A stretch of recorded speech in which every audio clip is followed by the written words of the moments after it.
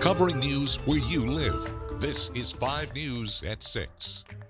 Thanks for joining us tonight for your 5 News at 6. I'm Alexandra Burnley. And I'm Darren Bobb. Last month, a small fire at the Fayetteville Public Library caused more than $1 million in damages. And the library says insurance is covering most of it, but recently the budget had to be adjusted. 5 News reporter Rachel Williams is live outside of the library with more. Hey, Rachel. Hey guys, the estimated cost of the damages is $1,040,000, but that's broken up into 2 different packages. One of them is for the structural damage and another one is for the actual building itself. Today we got a closer look of the damages on the roof. The fire happened right here in this corner. It's been a little over a month since a small fire struck the Fayetteville Public Library. Construction crews are working to repair the building as quickly as possible.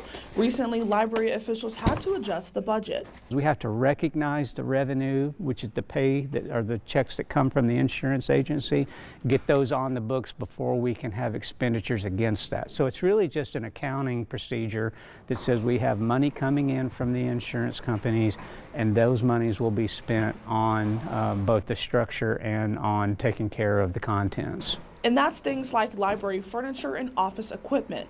Library Executive Director David Johnson says nothing was deducted from the library to pay for the deductible. We're going to find the money in our budget, there are certain places where we can pull it from. We were in the process of setting up a reserve, a contingency fund for exactly this type of event. And we have a contingency that's set aside for reserves for our furniture and things like that. We were building up that reserve fund for our something like this in case we had an emergency. Here's the breakdown of cost and repairs. To restore the structural damage of the building, it's $590,000.